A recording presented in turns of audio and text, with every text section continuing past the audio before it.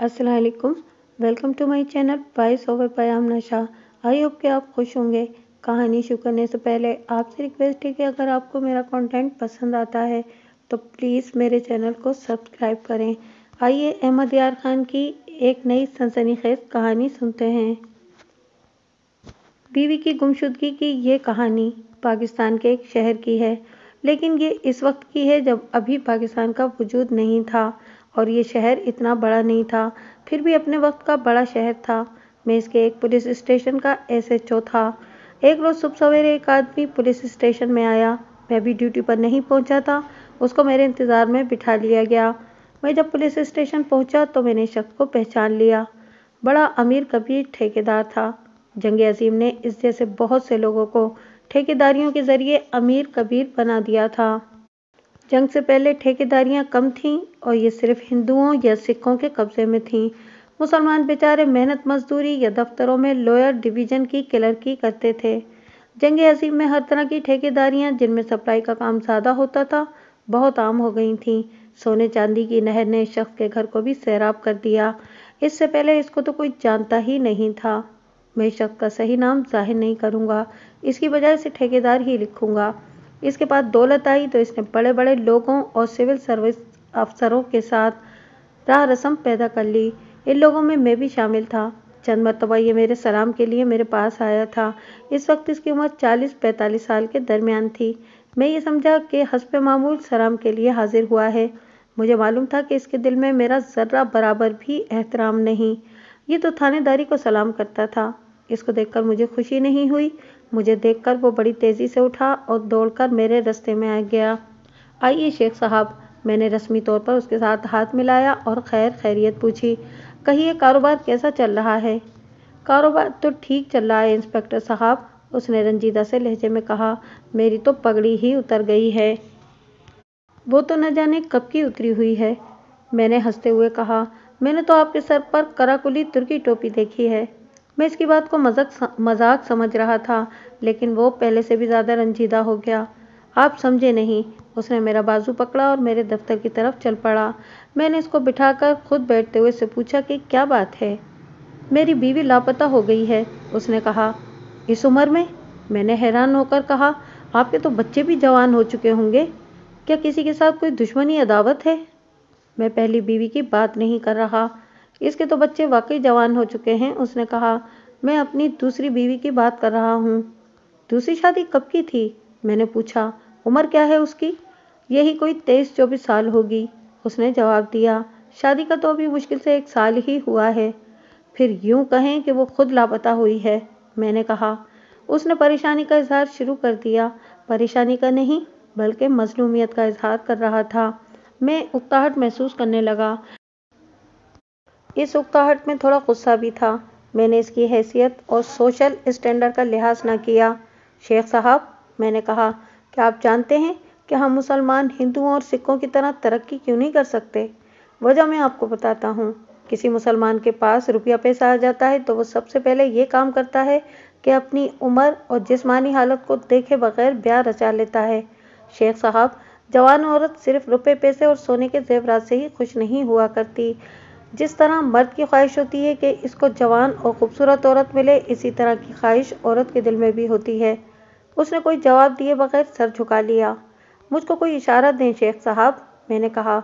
मैं तो ये कहता हूँ कि वो खुद गई है और किसी ऐसे आदमी के साथ गई है जिसको वो शादी से पहले चाहती थी, या जिसके साथ उसने शादी के बाद ताल्लुकात कायम कर लिए थे।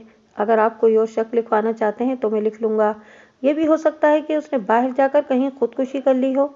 अगर ऐसा हुआ तो उसकी लाश मिलते ही अखबारों में खबर आ जाएगी। अगर वो रेलगाड़ी के नीचे आई है तो शाम से पहले पहले उसकी इतला बराए शनाख्त मेरे पास भी आ जाएगी। ये तो आप बता ही सकते हैं कि वो आपके साथ खुश थी या तंग थी। मुझे अपनी पहली बीवी के भाइयों पर शक है, ठेकेदार ने कहा। आप लिख लें, इसके 2 भाई हैं और इनका उठना बैठना बदमाशों के साथ है। अगर मेरा ये शक सही है तो ये कहना भी सही होगा कि मेरी बीवी को अगवा नहीं किया गया, बल्कि वो अपनी मर्जी से इसके साथ गई है। अगर वो अपनी मर्जी से गई है तो मैं उसको तलाक दे दूंगा, लेकिन वो तमाम जेवरात और 2000 रुपया भी साथ ले गई है। क्या ये चोरी नहीं? कोई शक नहीं, ये चोरी है, मैंने कहा। अगर वो अपनी मर्जी से गई है तो चोरी के अलावा उसका दूसरा जुर्म यह है कि वो अपने खामिंद को छोड़कर भाग गई है। लेकिन शेख साहब, ये बात करना बहुत ही मुश्किल है कि वो जेवरात चोरी करके ले गई है। सिर्फ एक सूरत है कि वो पकड़ी जाए और जेवरात उसके कब्जे से बरामद हों। फिर जनाब शेख साहब, आप कहते हैं कि वो 2000 रुपया नकद साथ ले गई है। क्या आप बता सकते हैं कि वो जो रकम ले गई है वो 2000 रुपये थे? क्या आपने ये रकम गिन कर रखी हुई थी? ये मेरा अंदाज़ा है, उसने कहा। रकम ज़्यादा भी हो सकती है, मैं इसे फालतू पैसे देता रहता था। मैंने उसका अटैची केस खोलकर देखा है, इसमें जेवरात भी नहीं और पैसे भी नहीं। क्या वो अपने साथ फालतू कपड़े ले गई है? मैंने उसके कपड़े नहीं देखे, उसने जवाब दिया। ये मैं चल के देख लूँगा, मैंने कहा। मैं ये सोच रहा हूँ कि आपने कहा है कि आपकी पहली बीवी के भाइयों ने आपकी दूसरी बीवी को अगवा किया है और वो अपनी मर्जी से उनके साथ गई है। अपनी शौकन के भाइयों के साथ अपनी मर्जी से जाना मेरी समझ में आया या नहीं। वो शायद मुझसे आज़ादी हासिल करना चाहती होगी, उसने कहा।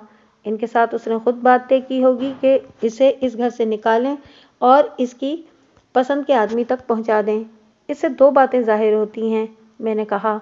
एक ये कि वो आपसे बहुत तंग थी, दूसरी बात ये कि आपकी पहली बीवी के भाइयों ने उसको कत्ल की या कोई और धमकी देकर कहा होगा कि वो इस घर से भाग जाए। इस लड़की ने इन्हें कहा होगा कि वो तो खुद ही भागने को तैयार है, लेकिन अकेली जाए कहाँ? आपके सालों ने कहा होगा कि वो जहाँ कहेगी उसको पहुँचा देंगे। नहीं शेख साहब, ऐसा नहीं हो सकता। इस पर भी गौर करें कि इस लड़की के साथ आपकी शादी हुए 1 साल होने को आया है। उन्होंने यानी आपके सालों ने अगर उसको गायब करना होता तो शुरू में ही कर देते। क्या आपने पहली बीवी को इसके मैके बिठा दिया है? क्या आप उसको खर्चा नहीं देते? खर्चा तो पहले से ज़्यादा देता हूँ साहब, उसने जवाब दिया, और मैंने उसको अलग मकान दिया हुआ है। बच्चों की सारी ज़रूरतें मैं खुद ही पूरी करता हूँ। एक नौकरानी भी उसके पास रहती है। हफ्ते में वो 2 दिन और 2 रातें उसके साथ में रहता हूँ। बाकी दिन नई बीवी के साथ गुजारता हूँ। नई बीवी को एक अलग मकान में रखा हुआ है। आप 2 दिन और 2 रातें पहली बीवी के साथ गुजारते हैं? मैंने पूछा। तो क्या इन दिनों में नई बीवी अकेली रहती है? नहीं, इसके पास नौकर होता है, उसने जवाब दिया, जो रात को भी घर में मौजूद रहता है। गुज़िश्ता रात आप पहली बीवी के पास थे या दूसरी बीवी के पास? पहली बीवी के पास, उसने जवाब दिया। मैं अपने काम पर जाने के लिए तैयार हो रहा था कि नई बीवी का नौकर आया। उसने बताया कि बीवी घर में नहीं है। वो इतने सवेरे कहाँ जा सकती थी? नौकर साइकिल पर उसके घर चला गया। मैं नई बीवी के घर गया, पहले उसका अटैची केस खोला। जेवरात और रकम गायब पाकर मेरे दिमाग में यही बात आई कि वो भाग गई है या अगवा कर ली गई है, और जेवरात और पैसे अगवा करने वाले ले गए हैं। मैं सीधा आपके पास आ गया। ये थोड़ी गुफ्तगू है जो मैंने पेश की ताकि आप बैकग्राउंड को समझ लें। इसके साथ इससे ज़्यादा गुफ्तगू हुई थी, जिससे मैंने अपने दिमाग में एक से ज़्यादा शुबहे बिठा लिए थे और उनको सामने रखकर तफ्तीश करनी थी। एक शक ये भी था कि ये शक मुझको ठीक बात नहीं बता रहा। इसकी एक वजह तो ये हो सकती थी कि वो शर्मिंदा था। 23-24 साल की लड़की अपने से दुगने उम्र के आदमी के साथ खुश रह ही नहीं सकती थी। इस आदमी की पहली बीवी भी थी और 4 बच्चे थे, जिनमें एक बड़ा लड़का था। इसकी उम्र 18 साल थी। वो 2nd ईयर में पढ़ता था। इस पर भी मुझको शुबा था। उसकी माँ रोती होगी कि उसका खामिद दूसरी बीवी ले आया है। इस लड़के ने जोश जवानी में अपनी माँ की सौकन को गायब करा दिया होगा। मैंने ज़ाब्ते के मतलूबा कागजात तैयार किए और ठेकेदार के साथ उसके घर चला गया। बड़ा अच्छा नया बना हुआ मकान था जो एक महल्ले के कोने पर था। एक उसके साथ सड़क थी और दूसरी तरफ कुशादा गली थी। ये मकान बाएं तरफ एक मकान से मुल्हिक था और उसके बाद भी एक मकान था। ठेकेदार का ये मकान शहरी तर्ज का बना हुआ था। मैंने सबसे पहले नौकर को देखा। उसकी उम्र 35 साल से ज़रा कम या ज़्यादा थी। वो गंदुमी रंग का तंदुरुस्त आदमी था और उसने साफ सुथरे कपड़े पहने हुए थे। देखने में वो आम नौकरों जैसा नहीं लगता था और उसका चेहरा बताता था कि वो घरों में काम करने वाले नौकरों जैसा सीधा साधा और बुद्धू किस्म का आदमी नहीं। वो कमरा देखना ज़रूरी था जिसमें लापता लड़की सोती थी। मैं उसका असली नाम छुपाने के लिए फर्जी नाम शबाना लिखूंगा। ठेकेदार मुझको उस कमरे में ले गया। ये उनका बेडरूम था। इसमें ड्रेसिंग टेबल भी रखा हुआ था। इसके साथ एक लंबी तिपाई थी जिस पर एक अटैची केस पड़ा हुआ था। अटैची को ताला लगा हुआ था। मैंने ठेकेदार से पूछा कि उसने अटैची केस किस तरह खोला था। उसने अपनी जेब से चाबियां निकाल दी। ये 3 चाबियां थीं। मेरे कहने पर ठेकेदार ने एक चाबी लगाकर अटैची केस खोल दिया। मैंने अटैची केस की पूरी तलाशी ली। इसमें कपड़े थे। अटैची की पॉकेटें बनी हुई थीं, इनमें भी हाथ फेरा। मैं ये देख रहा था कि इसमें कोई खत या रुका होगा जो शबाना के किसी दोस्त ने लिखा होगा या इसके दोस्त का फोटो होगा, मगर मुझे कुछ भी ना मिला। 2 चाबियां और थीं। मैंने ठेकेदार से न पूछा कि ये चाबियां कौन से तालों की हैं। ड्रेसिंग टेबल के एक दराज में ताला फिट किया हुआ था। मैंने इसमें एक चाबी लगाई, यह न लगी। दूसरी चाबी से ताला खुल गया। इसमें जनाना पर्स पड़ा हुआ था।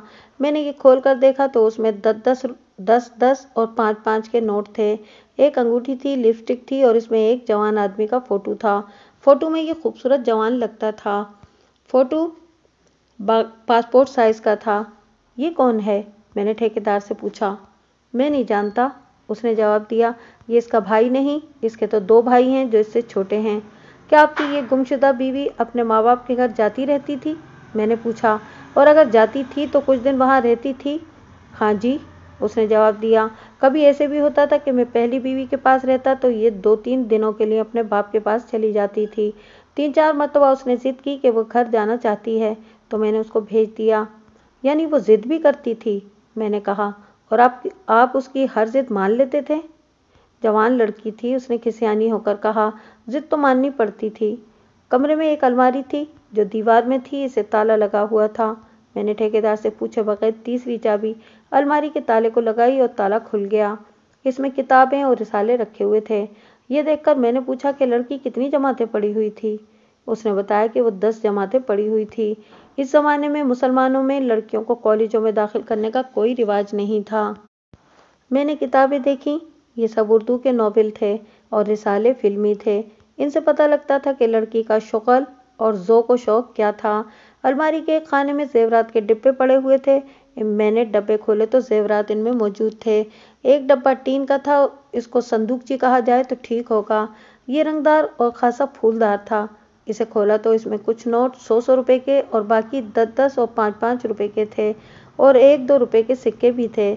आज मुझे सही रकम याद नहीं रही। ये याद है कि 2000 से ज़्यादा थे, शायद 3000 की गिनती पूरी नहीं हुई थी। मैंने ठेकेदार की तरफ देखा और मैंने कहा, कुछ भी नहीं? वो भी चुप रहा। ये चाबियां आपको कहाँ से मिली थीं? ड्रेसिंग टेबल के दराज से, उसने जवाब दिया। मैंने पलंग की तरफ देखा। घर में पहनने वाली चप्पलें पलंग के पास पड़ी हुई थीं। सर्दियों का मौसम था। एक पलंग पर रजाई खुली पड़ी थी। दूसरे पलंग की, जो इस पलंग के साथ जुड़ा हुआ था, रजाई तय की हुई थी। इससे ये सबूत मिलता था कि एक पलंग पर शबाना सोई हुई थी और दूसरा पलंग खाली था। तय की हुई और खुली हुई रजाई के दरमियान मुझे एक कपड़े का कोना दिखाई दिया। खुली हुई रजाई को हटाया तो ये शेफून का दुपट्टा था। इसमें तो कोई शुबा नहीं हो सकता था कि ये दुपट्टा किसी और का नहीं, ये शबाना का दुपट्टा था। पलंग से मुझे एक और चीज़ मिली। ये 2-3 चूड़ियों के टुकड़े थे। मैंने फर्श पर देखा, 2-3 टुकड़े वहाँ से भी मिल गए। इससे ये साबित हुआ कि लड़की को ज़बरदस्ती उठाया गया है। इसका खामिंद इस रात इसके पास नहीं था। फिर चूड़ियाँ किस तरह टूटीं? सोते सोते औरत की एक चूड़ी टूट सकती थी, इतनी नहीं जितनी चूड़ियों के टुकड़े मुझे मिले। पलंग पर दुपट्टा और पलंग के साथ चप्पलें, साफ सबूत था कि लड़की को ज़बरदस्ती उठाया गया है। इसके मज़ीद सबूत भी मिले। अगर वो अपनी मर्जी से गई होती तो दुपट्टा पलंग पर न छोड़ जाती। चप्पलें पलंग के साथ न होती, वो जूती पहनने के लिए वहां तक चप्पलें पहनकर गई होती जहां उसके सैंडल वगैरह रखे हुए थे। वो पर्स यहीं छोड़ कर न जाती। अलमारी से जेवरात और कपड़े साथ ले जाती। अपनी मर्जी से जाने का बाइस तो साफ पता था, वो ये कि उसका खामिद उसके बाप की उम्र का था और उसने पहली बीवी को तलाक भी नहीं दी थी और वो उसकी तमाम ज़रूरियात पूरी कर रहा था और उसके पास रहता भी था। मेरे हाथ में एक फ़ोटो भी आ गया था। लड़की के पर्स में फ़ोटो की मौजूदगी का मतलब ये था कि इस आदमी के साथ लड़की की मोहब्बत है और उसको लड़की के साथ मोहब्बत है। सोचने वाली बात ये थी कि इस आदमी के साथ वो गई है तो ज़बरदस्ती का मामला नहीं था, अपनी मर्जी से गई है। ये भी सोच आती थी कि यह आदमी उसको कहता होगा कि मेरे साथ भाग चलो, लेकिन शबाना नहीं मानती होगी और इस आदमी ने उसको ज़बरदस्ती अगवा किया होगा। मैंने इस आदमी को शामिल तफ्तीश करना था। मैं इसी कमरे में बैठ गया और ठेकेदार को भी बिठा लिया। अगर मैं ये कहूँ कि आपकी बीवी को ज़बरदस्ती अगवा किया गया है तो आप किस पर शक करेंगे? मैंने ठेकेदार से पूछा। क्या आप पहली बीवी के भाइयों पर ही शक करेंगे? इस नौकर की बाबत आप क्या कहते हैं? क्या इस पर आपको एतबार है? 16 आने एतबार है, उसने जवाब दिया। एतबार है तभी तो अपनी जवान बीवी की खिदमत और रखवाली के वास्ते इसको रखा हुआ है। اس کو میں تنخواہ اور روٹی کپڑا بھی دیتا ہوں اور اس کے 2 بچوں کو اپنے خرچ پر اسکول پڑھا رہا ہوں۔ اس پر مجھ کو ذرا بھی شک نہیں ہے۔ آپ نے جب دوسری شادی کی تھی تو پہلی بیوی اور اس کے بھائیوں نے آپ کو کچھ کہا تھا؟ میں نے پوچھا۔ شور شرابہ کیا ہوگا، کوئی دھمکی دی ہوگی، انہوں نے دوسرے لوگوں کے ساتھ کچھ باتیں کی ہوں گی کہ ہم یہ کر دیں گے، وہ کر دیں گے۔ انہوں نے یہ سب کچھ کہا تھا، اس نے جواب دیا۔ دھمکیاں بھی دی تھیں اور لوگوں سے انہوں نے بہت دفعہ کہا تھا کہ وہ میری نئی بیوی کو اغوا کر کے غائب کر دیں گے۔ کیا ان دنوں آپ کا یا آپ کی نئی بیوی کا پہلی بیوی کے ساتھ لڑائی جھگڑا ہوا تھا؟ میں نے پوچھا۔ یا پہلی بیوی کے بھائیوں کے ساتھ کوئی گڑبڑ ہوئی ہے؟ پہلی بیوی کے ساتھ تو ہوتی ہی رہتی ہے، اس نے جواب دیا۔ 4-5 روز پہلے ذرا زیادہ ہو گئی تھی، اتنی زیادہ کہ میرا بڑا بیٹا بھی اپنی ماں کی حمایت میں میرے ساتھ بدتمیزی سے بولا تھا۔ میں نے اسے ڈانٹا تو اس نے کہا کہ میں نے آپ کو باپ سمجھنا چھوڑ دیا ہے، آپ زیادہ سے زیادہ یہی کریں گے نا کہ ہمیں خرچہ دینا بند کر دیں گے؟ کر دیں، میں کہیں نوکری کر لوں گا، میرے 2 ماموں ہیں، وہ ہماری مدد کریں گے۔ اس نے یہ بھی کہا کہ ہم یہ مکان نہیں چھوڑیں گے، جائیداد میں سے بھی ہم اپنا پورا حصہ لیں گے۔ دوسرے دن اس کے دونوں ماموں میرے پاس آئے۔ میرے بیٹے یا اس کی ماں نے انہیں گزشتہ دن والا لڑائی جھگڑا سنایا ہوگا۔ انہوں نے مجھ کو تو بات ہی نہیں کرنے دی، دھمکیاں دیں اور چلے گئے۔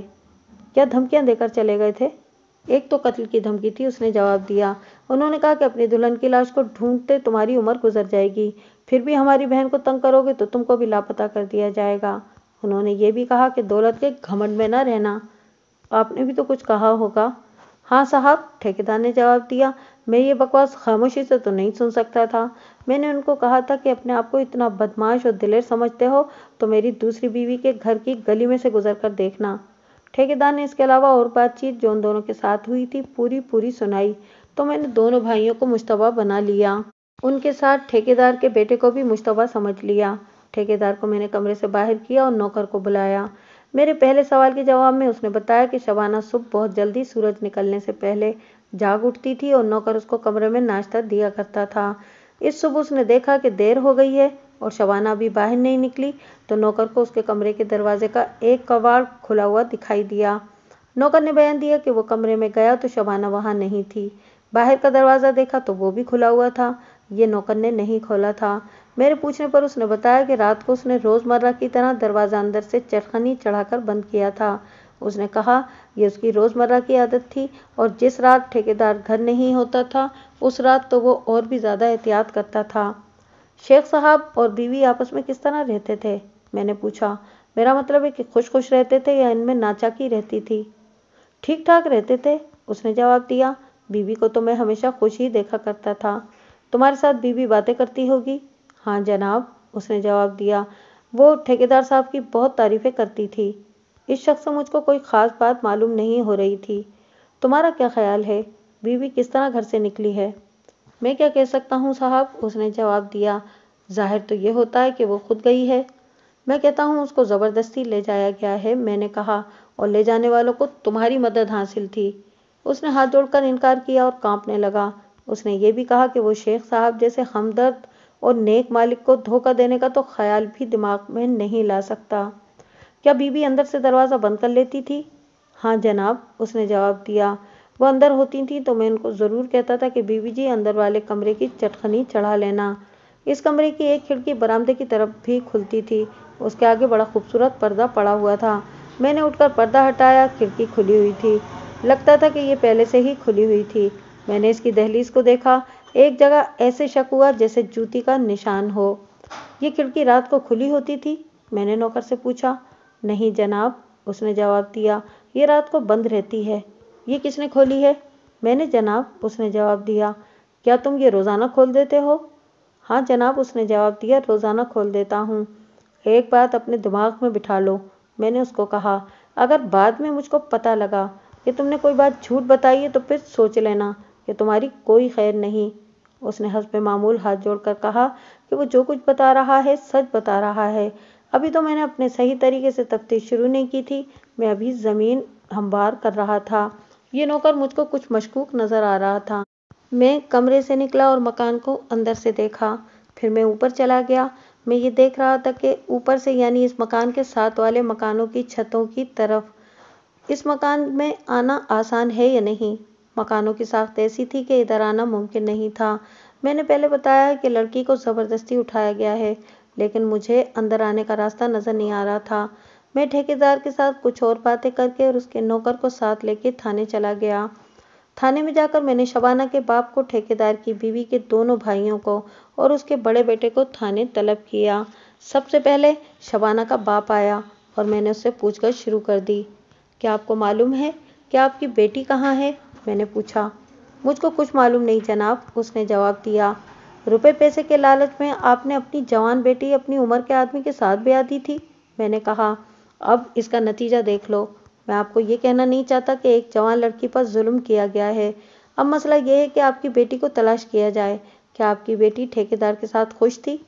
نہیں، اس نے جواب دیا۔ وہ اداس رہتی تھی اور اکثر روتی بھی تھی۔ کیا وہ کسی اور کے ساتھ یعنی اپنی پسند کی شادی کرنا چاہتی تھی؟ شاید نہیں، اس نے ذرا جھجک کر جواب دیا۔ میں نے وہ فوٹو جو شبانہ کے پرس سے برآمد ہوا تھا اس کے آگے رکھ دیا اور پوچھا کہ یہ کون ہے؟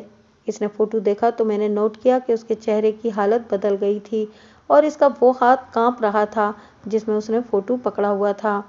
یہ ہمارے محلے کا لڑکا ہے، اس نے کہا۔ ہمارے گھر سے ایک گھر چھوڑ کر اس کا گھر ہے۔ میرے پوچھنے پر اس نے بتایا کہ یہ لڑکا BA پاس کر کے ایک سرکاری دفتر میں اسٹینوگرافر لگا ہوا ہے اور اس کا باپ ایڈوکیٹ ہے۔ شبانہ کے باپ نے بتایا کہ یہ بڑا شریف اور معزز خاندان ہے اور خوشحال بھی ہے۔ شبانہ پردہ کرتی تھی اور برقعے میں باہر نکلا کرتی تھی، لیکن اس گھرانے کے ساتھ پردہ نہیں تھا۔ ایڈوکیٹ کے اس لڑکے کا اصل نام تو کچھ اور تھا، لیکن میں اس کو عظیم کہوں گا۔ عظیم شبانہ کے گھر آتا جاتا تھا اور شبانہ اس کے گھر جاتی رہتی تھی۔ اس طرح ان کی آپس میں اتنی بے تکلفی پیدا ہو گئی جسے محبت کہتے ہیں۔ میں نے شبانہ کے باپ سے پوچھا کہ عظیم کے واسطے اس کے والدین نے شبانہ کا رشتہ کبھی مانگا تھا؟ جی ہاں، اس نے جواب دیا۔ میں تو چاہتا تھا کہ اس سے بہتر اور کوئی گھرانہ نہیں ملے گا اور شبانہ کا رشتہ عظیم کو دے دیا جائے، لیکن میری بیوی نہیں مانتی تھی۔ کیوں؟ میں نے پوچھا۔ لڑکا اچھا نہیں یا اس کے گھر والوں میں کوئی خرابی ہے؟ نہیں صاحب، اس نے اکتاہٹ سے جواب دیا۔ لڑکا شریف ہے، اس کی طبیعت کو میں جانتا ہوں، خوش رہتا ہے اور دوسروں کو خوش رکھتا ہے۔ میں نے محلے میں اس کے خلاف کبھی کوئی شکایت نہیں سنی اور میں نے آپ کو بتایا ہی ہے کہ یہ بڑا شریف اور عزت دار گھرانہ ہے۔ پھر آپ کی بیوی نے آپ کی بات کیوں نہیں مانی؟ سچی بات بتاؤں صاحب، اس نے کہا، میری بیوی لالچی عورت ہے۔ میں تو اسی کو دولت سمجھتا ہوں کہ حلال کی باعزت روٹی مل جائے اور کسی کے آگے ہاتھ نہ پھیلانا پڑے، مگر میری بیوی کے خیالات مجھ سے الٹ ہیں۔ یہ ٹھیکیدار جو میری عمر کا ہوتے ہوئے میرا داماد بنا ہے، میرے ملنے جلنے والوں میں سے ہے۔ اس نے میری بیٹی کو دیکھا کہ بڑی ہو گئی ہے تو میری بیوی کا منہ بھرنا شروع کر دیا۔ اس نے میری بیوی کو بڑے بڑے مہنگے تحفے دیے اور مجھے شبہ ہے کہ وہ میری بیوی کو کیش بھی دیتا رہا ہے۔ آخر اس نے میری بیٹی کا رشتہ مانگا۔ میں نے تو انکار کر دیا، لیکن میری بیوی نے ایسا ادھم مچایا کہ میں مجبور ہو گیا اور اس طرح میری بیٹی کی قسمت پر کالی مہر لگ گئی ہے۔ مجھ کو اس سے دلچسپی نہیں تھی کہ شبانہ کا بیاہ ٹھیکیدار کے ساتھ باپ نے کرایا تھا یا ماں نے۔ میں تو صرف یہ معلوم کرنا چاہتا تھا کہ شبانہ ٹھیکیدار کے ساتھ خوش تھی یا نہیں، اور اگر وہ خوش نہیں تھی تو اس کا رویہ کیسا تھا۔ پھر میں نے دوسری بات یہ معلوم کرنی تھی کہ عظیم کیسا آدمی تھا اور کیا عظیم شبانہ کو اپنے ساتھ بھگا کر لے جانے کی ہمت رکھتا تھا یا نہیں۔ اس کو میں نے تھانے میں بھی طلب کیا۔ میں شبانہ کے باپ کو اپنے دفتر میں بیٹھا چھوڑ کر باہر نکلا اور ایک ASI کو بلایا۔ اس کو عظیم کے گھر کا اور دفتر کا پتہ دیا اور کہا کہ معلوم کرو کہ یہ کیسا آدمی ہے۔ یہ بھی معلوم کرنے کے واسطے کہا کہ گزشتہ رات وہ کہاں تھا۔ اس کے علاوہ میں نے ASI کو ساری بیک گراؤنڈ اور واردات بتائی۔ یہی اس کا کام تھا جس کی اس کو ٹریننگ بھی حاصل تھی اور تجربہ بھی۔ شبانہ کا باپ کہتا تھا کہ اس کو عظیم پر ذرا جتنا بھی شک نہیں کہ اس نے شبانہ کو اغوا کیا یا کرایا ہوگا۔ یہ تو میں بھی سوچتا تھا کہ شبانہ کی شادی کو 1 سال ہو گیا تھا، اگر عظیم نے اس کو اغوا ہی کرانا تھا تو اس نے 1 سال انتظار کیوں کیا؟ یا پھر یہ خیال بھی آتا تھا کہ شبانہ اس قدر تنگ آ چکی ہوگی کہ اس نے عظیم کو مجبور کر دیا ہوگا کہ وہ اس کو اس جہنم سے نکالے۔ بہرحال یہی تو میں نے معلوم کرنا تھا کہ لڑکی کہاں غائب ہو گئی ہے۔ ٹھیکیدار کی پہلی بیوی کے دونوں بھائی آئے ہوئے تھے۔ میں دونوں بھائیوں کی الگ الگ تفتیش نہیں بتاؤں گا، ان سے میں نے ایک ہی طرح کے سوال پوچھے تھے اور ان کے جواب بھی ایک ہی جیسے تھے۔ دونوں نے کہا کہ انہوں نے ٹھیکیدار کی دوسری بیوی کو غائب کرنا ہوتا تو پہلے ہی کر دیتے۔ دونوں نے تسلیم کیا کہ کچھ دن پہلے ٹھیکیدار کے ساتھ ان کی تکرار ہوئی تھی और उन्होंने ठेकेदार को धमकियां भी दी थीं। मैं इनको कहता था कि वो अगर ये हरकत कर बैठे हैं तो लड़की वापस कर दें और मैं ये मामला थाने में ख़त्म कर दूंगा, लेकिन वो नहीं मानते थे। मैंने ठेकेदार से सुना था कि इन दोनों का दोस्ताना बदमाशों और मशकूक किस्म के अशखास के साथ है। मैंने दोनों से अलग अलग पूछा तो दोनों ने तस्लीम कर लिया कि उनका दोस्ताना इसी किस्म के लोगों के साथ है, लेकिन वो जुर्म पेशा नहीं। मैंने इनके नाम पूछे तो उन्होंने 3 नाम बता दिए। मैंने इन दोनों भाइयों को बाहर अलग अलग बिठा दिया और अपने 3 हेड कांस्टेबलों और एएसआई वगैरह से इन 3 आदमियों की बाबत मालूम किया। इनको कोई भी नहीं जानता था, जिससे ये जाहिर होता था कि ये कोई जुर्म पेशा शख्स नहीं है। फिर भी मैंने इन तीनों की बाबत मालूमात हासिल करने के वास्ते कह दिया। मेरी कोशिश ये थी कि इस केस को ढीला न छोड़ूं। ये अगवा की वारदात थी जो कत्ल की वारदात भी बन सकती थी। मैं जब शबाना के भाइयों को फारिग कर चुका तो मुझको बताया गया कि अजीम आ गया है। अजीम वो आदमी था जिसका फ़ोटो शबाना के पर्स से बरामद हुआ था। मैंने उसको बुला लिया। अजीम भाई, मैंने उसको कहा, तुम तालीम याफ्ता आदमी हो, मैं तुम्हारी इज़्ज़त करना चाहता हूँ। तुम्हारे वालिद साहब एडवोकेट हैं और मैं उनको जानता हूँ, इज़्ज़तदार आदमी हैं। मैं तुमको ये नसीहत करूँगा कि सच बोलना। अगर तुमने कोई गलत हरकत की है तो वो भी साफ साफ बता देना। जवानी में इंसान उल्टी सीधी हरकत कर ही बैठता है। क्या तुमको पता है कि शबाना लापता हो गई है? तुम शबाना को जानते हो? हाँ साहब, अजीम ने कहा, मैं शबाना को जानता हूँ और मुझको ये भी पता लग चुका है कि शबाना लापता है। तुम्हारा ये फ़ोटो शबाना के पर्स से बरामद हुआ है। मैंने उसका फ़ोटो उसके आगे रखकर पूछा, शबाना के साथ तुम्हारे मरासिम बड़े गहरे मालूम होते हैं? बहुत गहरे साहब, उसने अपने कोट की जेब से पर्स निकालते हुए कहा। शबाना का फ़ोटो मेरे पास है। उसने शबाना का फ़ोटो पर्स से निकालकर मेरे आगे रख दिया और कहने लगा, मैंने ये फ़ोटो अपने कैमरे से लिया था। शबाना के साथ मेरी इसी किस्म की मोहब्बत थी, जिस मोहब्बत के आप अफसाने पढ़ सकते हैं और जो मोहब्बत आप फिल्मों में भी देखा करते हैं। अजीम यार, मैंने मजाक के रंग में कहा, फिल्मी मोहब्बत अच्छी तो नहीं होती। हीरोइन गुम हो जाती है तो हीरो जान की बाजी लगाकर उसको ज़मीन की तहों से निकाल कर ले आता है। क्या तुम भी ऐसे ही हीरो हो या नहीं?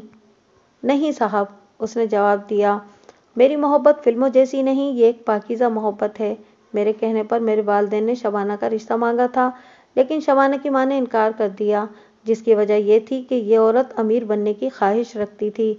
इस औरत ने अपनी बेटी को शादी के नाम पर बेच दिया है। मैं जानता हूँ कि आपने मुझे किस मकसद के लिए तलब किया है, कि शबाना की गुमशुदगी में मेरा हाथ हो सकता है। हाँ अजीम, मैंने कहा, ये कुदरती बात है। गुमशुदा लड़की के पर्स से तुम्हारा फ़ोटो बरामद हुआ था तो तुम पर शुबा हो गया कि लड़की को तुम ले गए हो। तुम अपनी सफाई में क्या कहोगे? आप खुद गौर करें साहब, उसने जवाब दिया, इसको अगवा करके मैं रखता कहाँ? मैं उसके साथ शादी करना चाहता था, जो नहीं हो सकी। मैं अब भी चाहता हूँ कि उसके साथ शादी हो जाए।